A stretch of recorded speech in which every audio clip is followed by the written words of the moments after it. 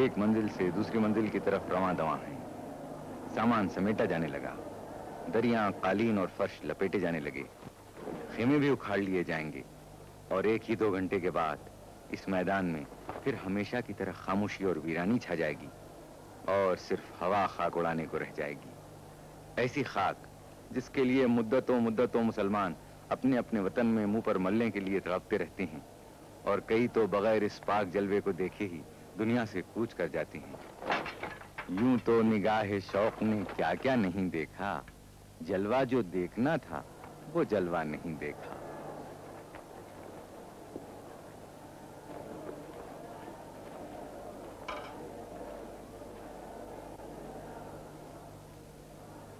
خیمے اکھاڑ لیے گئے، لیکن ابھی یہ لپیٹ کر آئندہ سال کے لیے رکھے نہیں جائیں گے، بلکہ عرفات سے مینا روانہ کر دیے جائیں گے، جہاں ابھی حاجیوں کو چند روز اور ٹھہرنا ہوگا۔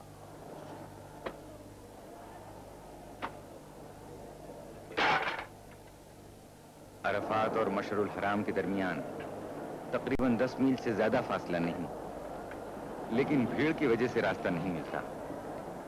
موٹروں کو اتنا سا فاصلہ طے کرنے میں 3 گھنٹے لگ جاتے ہیں۔ اس لیے بعض حاجی پیدل چلنے کو بہتر سمجھتے ہیں، کیونکہ پیدل آدمی آسانی سے راستہ نکال سکتا ہے۔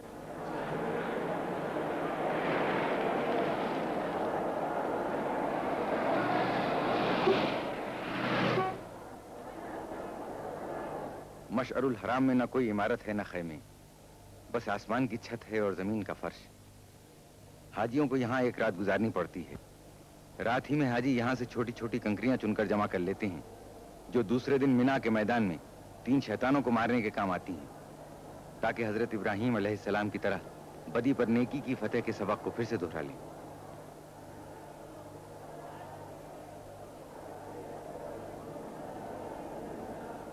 تھوڑے سے حاجی راستوں کی بھیڑ سے بچنے کے لیے عرفات ہی میں ٹھہر گئے ہیں۔ یہ رات کا کھانا بھی یہیں کھائیں گے۔ آدھی رات کے بعد یہ لوگ عرفات سے روانہ ہوں گے۔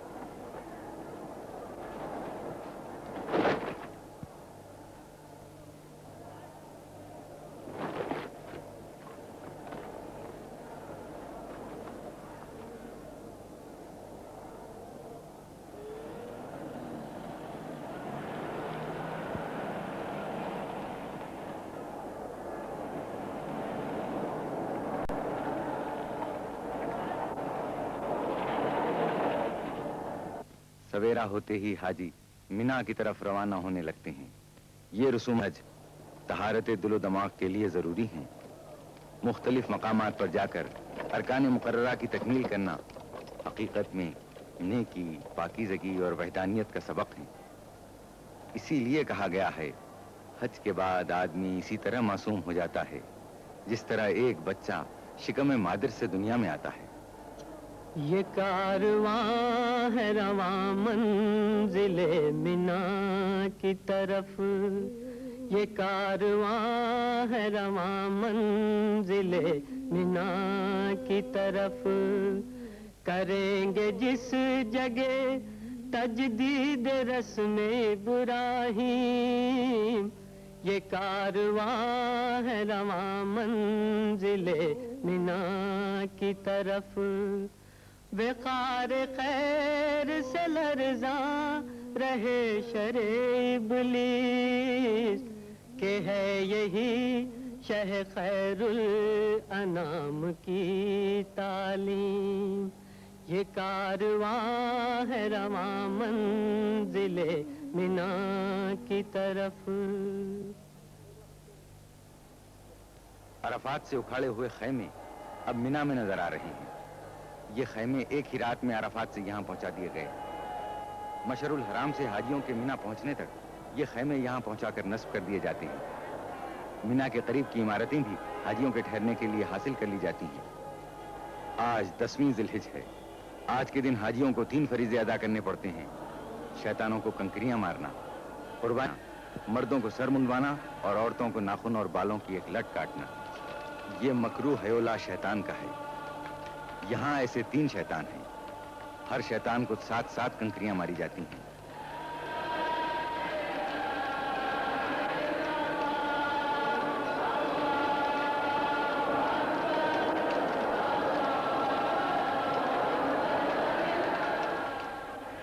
آج کی زیادہ تر کنکریاں سب سے پچھلے شیطان پر پڑتی ہیں۔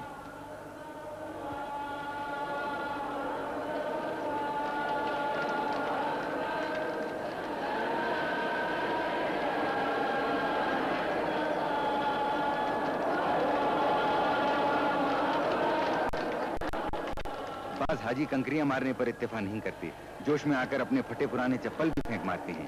یہ تینوں شیطان جمرات کہلاتے ہیں اور کنکریاں مارنے کو رمی جمرات کہتے ہیں۔ یہ تینوں شیطان پتھر اور گچ کے 3 ستون ہیں جن پر کنکریاں ماری جاتی ہیں۔ یہ دیواروں کے احاطے میں ہیں۔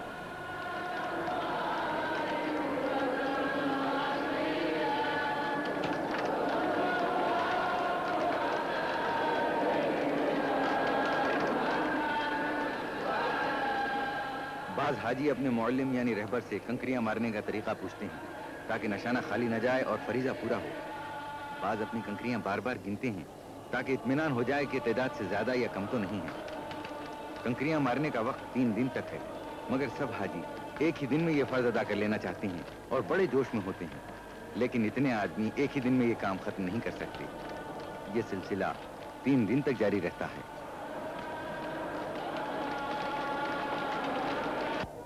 10ویں ذی الحجہ کو حاجی کے لیے مینا میں قربانی کرنا واجب ہے۔ ایک اونٹ یا ایک دمبا یا ایک مینڈھا یا کم سے کم ایک بھیڑ۔ اگر ایک سے زیادہ جانوروں کی قربانی کریں تو اور بہتر ہے۔ صاحب حیثیت اکثر ایک سے زیادہ قربانی کرتے ہیں۔ اگر حج کے زمانے میں کوئی ایسی لغزش ہو گئی ہو جو حج میں منع ہے تو اس کے لیے ایک قربانی الگ کفارے کے طور پر کرنی پڑتی ہے۔ قربانی کے لیے لاکھوں جانوروں کی ضرورت ہوتی ہے۔ ایک زمانے سے عرب اور عرب کے قریبی ملکوں ایشیا اور افریقہ سے جانور لائے جاتے ہیں۔ مینا میں بھی دوسرے بازاروں کی طرح جانوروں کا بازار ہے جہاں خوب مول تول ہوتا ہے۔ اکثر زبان کے اختلاف کی وجہ سے تھوڑی سی دقت بھی ہوتی ہے، لیکن مکے اور مج لیتے ہیں۔ جن کی زبان نہیں سمجھی جاتی یا جو عربی نہیں بول سکتے انہیں کچھ زیادہ ہی قیمت دینا پڑتی ہے۔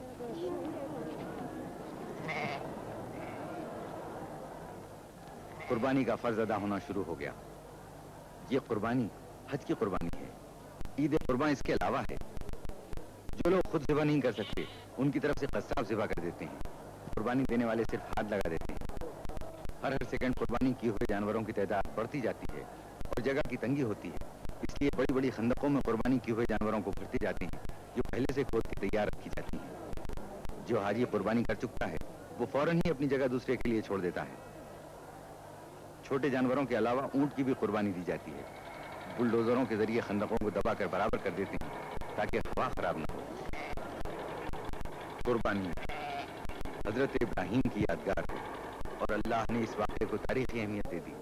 مسلمانوں پر اس کو اس لیے فرض کر دیا کہ ایسی بے لوث بے غرض محبت پیدا کر لیں جس میں رتی برابر شبہ نہ ہو۔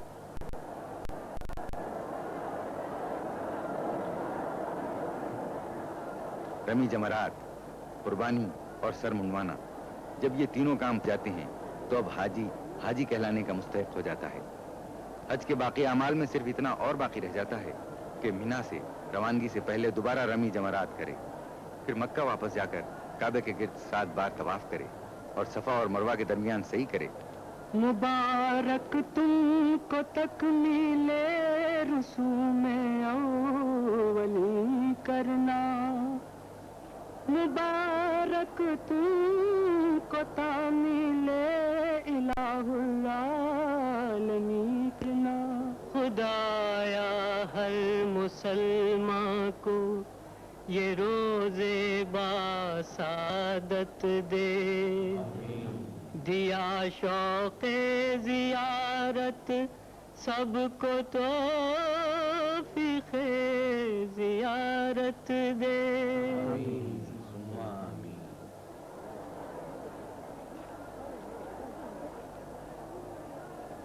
ذی الحجہ کی 11ویں تاریخ کو حاجی منا سے رخصت ہونے سے پہلے دوبارہ رمی جمرات کرنے آتے ہیں۔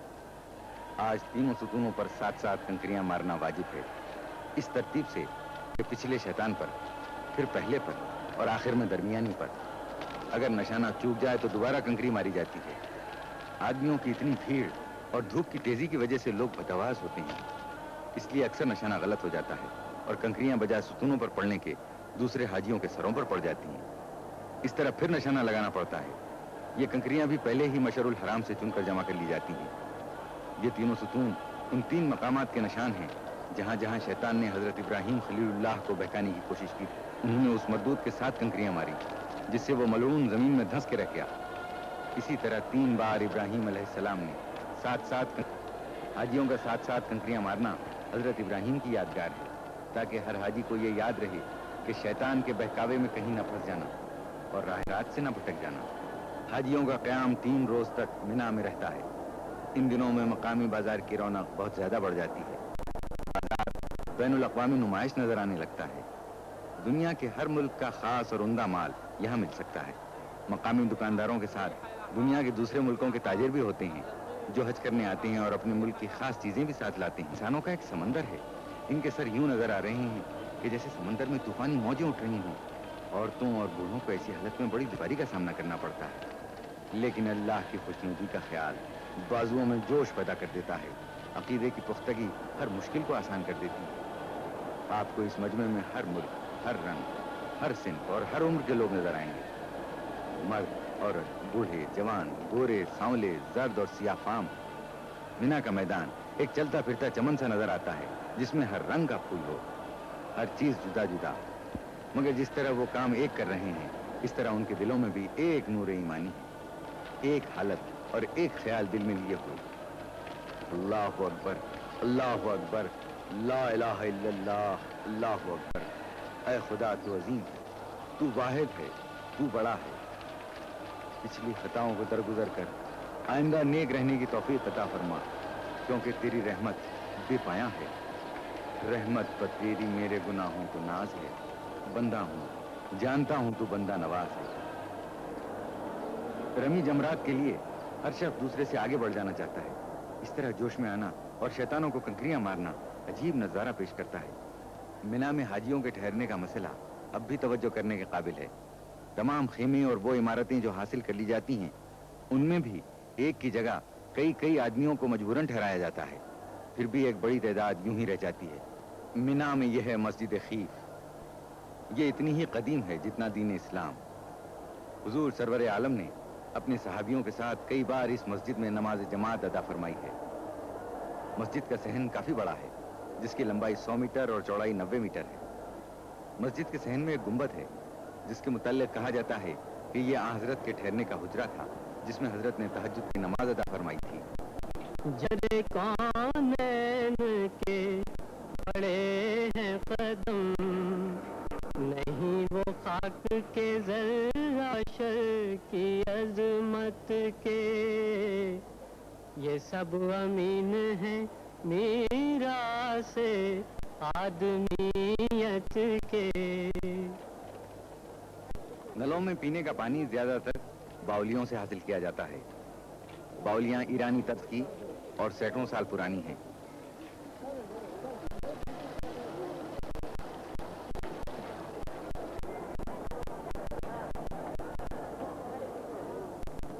یہاں ایک بہت ہی خاص اور مشہور باولی بھی ہے۔ یہ باولی عباسی خلیفہ ہارون رشید کی زوجہ ملکہ زبیدہ نے بنوائی تھی، جو آج تک اسی کے نام سے مشہور ہے۔ حال میں سعودی عرب کی حکومت نے جدید طریقوں سے پانی حاصل کرنے کا بھی معقول انتظام کیا ہے۔ متعدی یعنی پھیلنے والی بیماریوں کی روک تھام کا بھی خاص انتظام ہے۔ سعودی حکومت کی وزارت صحت کی طرف سے ایک کیمپ قائم کر دیا جاتا ہے۔ اس محکمہ کے لوگ دن میں کئی بار آ کر تمام دکانوں میں، خیموں میں، عمارتوں اور مکانوں میں دوا چھڑک جاتے ہیں۔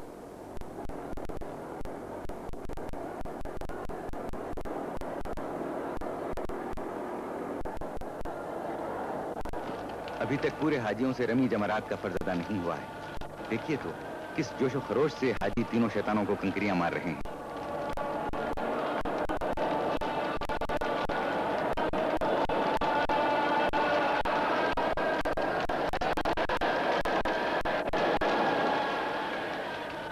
شیطان کنکریوں میں ڈوب گئے ہیں. یوں لگتا ہے جیسے شیطان لعنت کے سمندر میں غرق ہو کر رہ گیا ہو.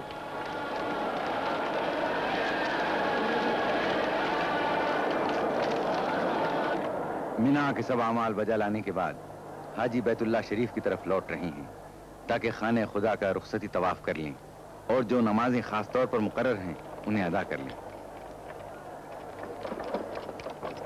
مینا سے مکہ شریف 12 کلومیٹر دور ہے. اس مقدس ترین اور پاک مقام پر خاص لطف آتا ہے. موٹر کاروں اور بسوں کو بھیڑ کی وجہ سے رک رک کر آہستہ آہستہ چلنا پڑتا ہے. اس لیے پیدل چلنے والے اور موٹریں قریب قریب ساتھ ہی مکہ شریف پہنچتے ہیں. تیرے احکام پر چلتے رہے ہم، تیرے احکام پر چلتے رہے ہم، یہی ہے مدعا دل کا ہمارا، یہی ہے مدعا دل کا ہمارا، کریمہ داورا پروردگارا. ہم ایک بار پھر مسجد الحرام کے درمیان کعبہ معظم کی زیارت کے لیے حاضر ہوئے. مسجد الحرام کی وسیع عمارت کے درمیان کعبہ دل کی حیثیت رکھتا ہے. مسجد الحرام کے وسیع صحن میں سفید کپڑے کے تھان پھیلے ہوئے ہیں. یہ تھان کعبے کے پردے سے مس کیے جاتے ہیں اور ان پر زمزم کا پانی چھڑکا جاتا ہے. حاجی اس کپڑے کو لے جاتے ہیں تاکہ مرنے کے بعد انہیں اسی کپڑے کا کفن دیا جائے. موت برحق ہے کہ جو بھی ہے وہ فانی ہے. خانہ خدا جس کی بنیاد ابراہیم علیہ السلام نے رکھی اور حضور اکرم نے اس کی تکمیل فرمائی.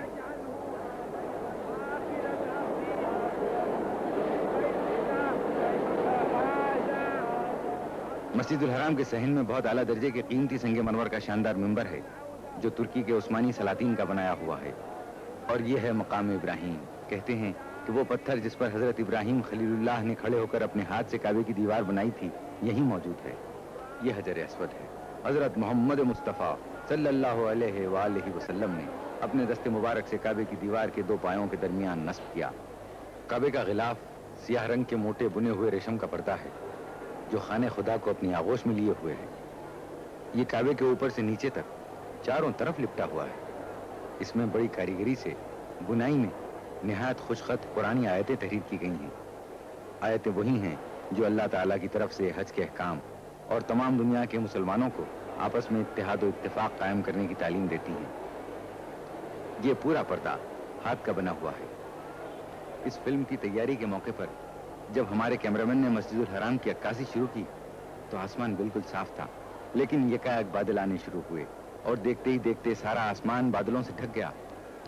مشتاق تجلی کو بس ایک تجلی دے، بڑھ جائے طرف دل کی کچھ ایسی تسلی دے. مشتاق تجلی کو بس ایک تجلی دے.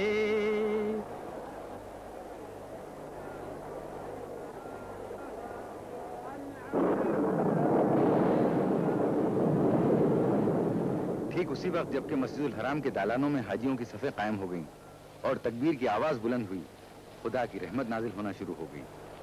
پہلا قطرہ گرا. یہ بھی خدا کی مرضی تھی.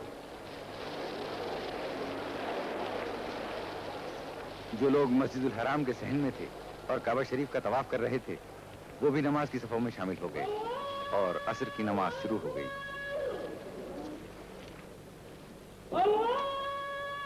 شروع کرتا ہوں اللہ کے نام سے جو بہت مہربان اور رحم کرنے والا ہے.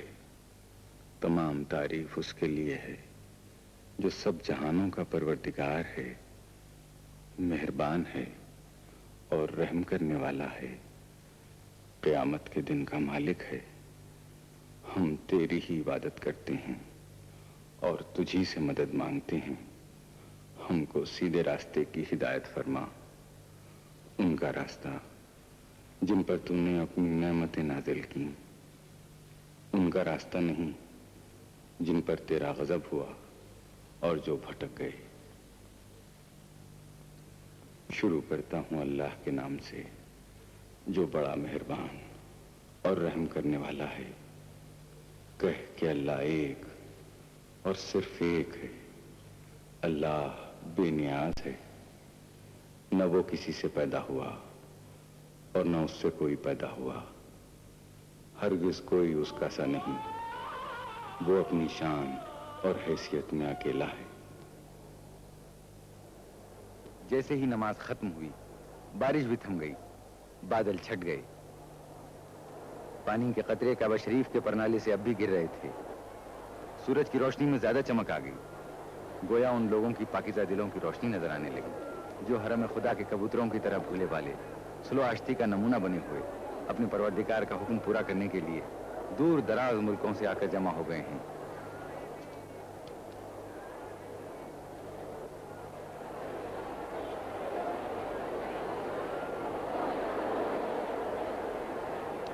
حاجی کس شوق سے کعبے کے پرنالے کے نیچے ہاتھ پھیلائے ہیں کہ خانہ خدا کی چھت پر سے بہے ہوئے پانی کا کوئی قطرہ ملے اور برکت حاصل ہو جائے۔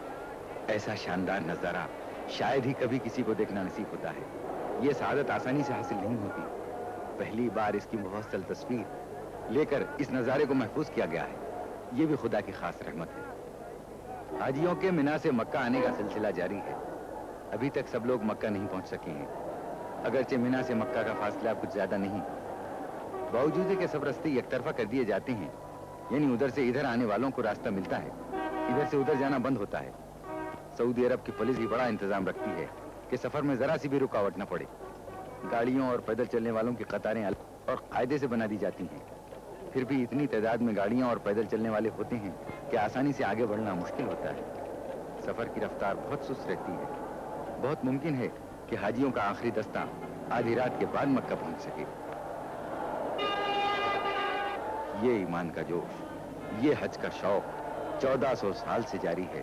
اس میں کوئی کمی نہیں ہوتی بلکہ زیادتی ہی ہوتی جاتی ہے۔ یہ پہاڑیاں جو مکے کے مقدس شہر سے صرف 9 کلومیٹر کے فاصلے پر ہیں، دین اسلام کی ابتدا کی خاموش گواہ ہیں۔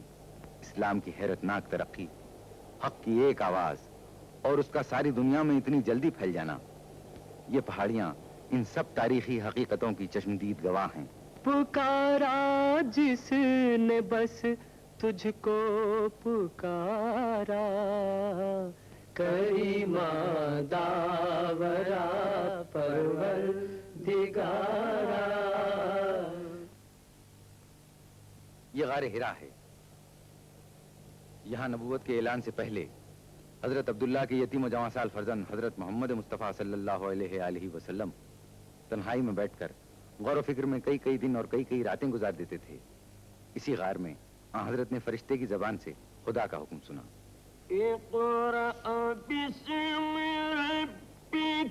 پڑھو اپنے پالنے والے کے نام سے جو سب سے عظیم ہے، جس نے سب کچھ پیدا کیا، انسان کو جمے ہوئے خون سے پیدا کر دیا۔ یہ نبوت کے ظاہر کر دینے کا حکم تھا۔ آج 1400 سال کے بعد بھی جب حاجی حج کا فریضہ ادا کرنے مکہ آتے ہیں تو اس غار کی زیارت کو بھی آتے ہیں، جس کے دل میں پیغمبر اسلام کے قدموں کے نشان چھپے ہوئے ہیں اور جس کے ذروں میں اس جسم پاک کی خوشبو بسی ہوئی ہے۔ دل کے کانوں سے اسی وحی کی آواز سنتے ہیں، انہیں وہ نعرہ سنائی دینے لگتا ہے جس نے مردہ دلوں میں نئی زندگی کی لہر دوڑا دی تھی۔ غار ہرا پہاڑ میں ہے جو مکے سے قریب 5 میل کے فاصلے پر شمال میں ہے۔ راستہ پتھریلا اور دشوار گزار ہے۔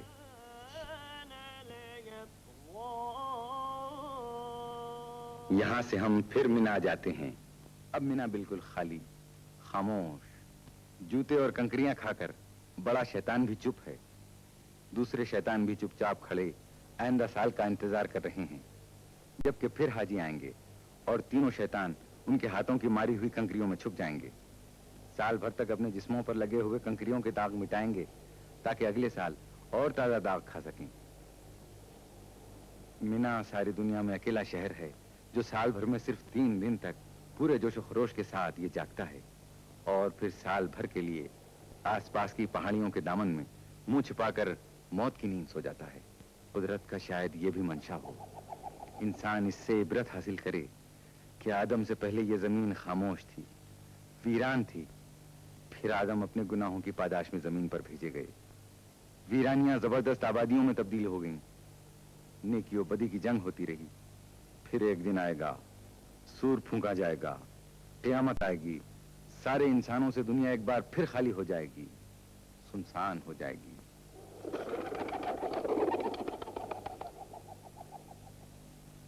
یہ کبوتر بھی کسی زندہ مقام کی طرف اڑ کر جا رہے ہیں۔ گھر خالی، کام کرنے کی مشینیں جیسے مردہ، مساجد چپ۔ شاید کبھی اتفاقاً کسی راہگیر کے قدموں کی آواز سنائی دے، یا پاس سے گزر کر دور ہوتی ہوئی موٹر کے انجن کی صدا سے یہ گہری اور مستقل خاموشیاں لمحہ بھر کے لیے ٹوٹ جائیں، ورنہ اب سال بھر تک یہ خاموشی مینا کی قسمت ہے۔ ہے سارے جہاں سے نرالا، یہ منظر ہے سارے جہاں سے نرالا، حقیقت کو دیکھے کوئی آنکھ والا، عرب اور عجم ہے سبھی ایک صف میں، نہ آقا نہ خادم نہ گورا نہ کالا، نہ آقا نہ خادم نہ گورا نہ کالا، نہ فخر امارت نہ شرم غریبی، نہیں کوئی معیار ادنا و اعلیٰ، نہیں کوئی معیار ادنا و اعلیٰ۔ دبستان وحدت میں تقسیم گم ہے، منو تو کی تفریق و تعلیم گم ہے، منو تو کی تفریق و تعلیم گم ہے۔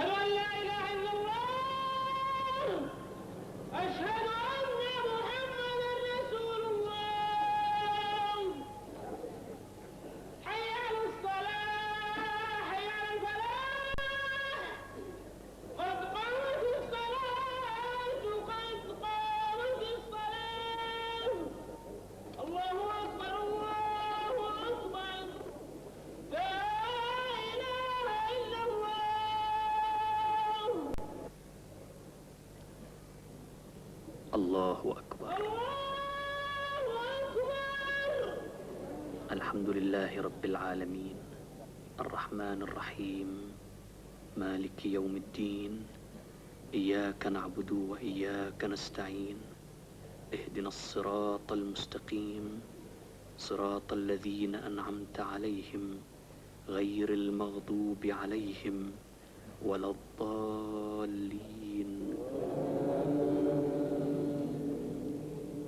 والعصر إن الإنسان لفي خسر إلا الذين آمنوا وعملوا الصالحات وتواصوا بالحق وتواصوا بالصبر. الله أكبر.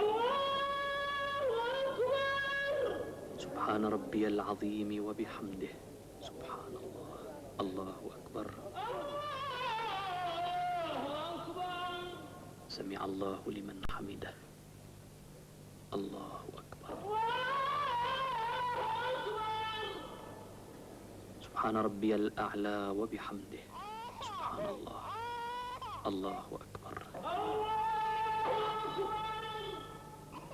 أستغفر الله ربي وأتوب إليه. الله أكبر. سبحان ربي الأعلى وبحمده. سبحان الله.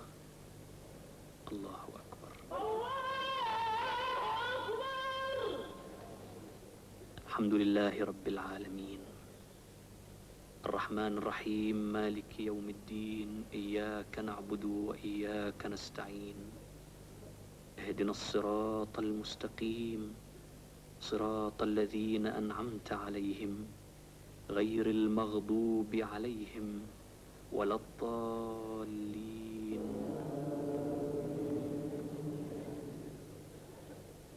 ألم تر كيف فعل ربك بأصحاب الفيل ألم يجعل كيدهم في تضليل وأرسل عليهم طيرا أبابيل ترميهم بحجارة من سجيل فجعلهم كعصف مأكول. الله سبحان ربي العظيم وبحمده. سبحان الله. الله أكبر. سمع الله لمن حمده.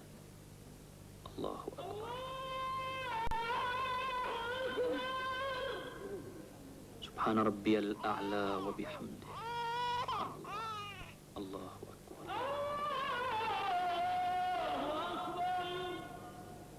أستغفر الله ربي وأتوب إليه. الله أكبر. سبحان ربي الأعلى وبحمده. سبحان الله. الله أكبر.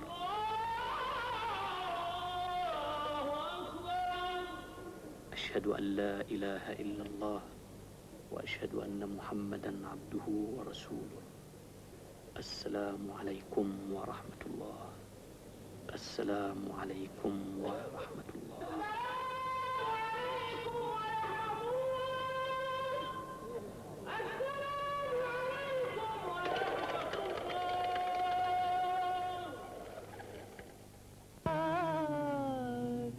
سلام علیک ودا کا رب العلا. سلام علیک دیار جاں فضا رحمت فشاں سے جاتے ہیں چلے ہیں اس طرح گویا جہاں سے جاتے ہیں. جبین شوق لیے آستاں پہ آئے تھے. جبین شوق لیے آستاں سے جاتے ہیں. یا شفیع الورا سلام علیک، یا نبی الہدا سلام علیک، انکا مقصدی و ملجائی، انکا مدعا سلام علیک، یا شفیع الورا سلام علیک، یا نبی الہدا سلام علیک، سیدی یا حبیبی مولائی لکا روحی فدا سلام علیک، شفیع الورا سلام علیک، یا نبی الہدا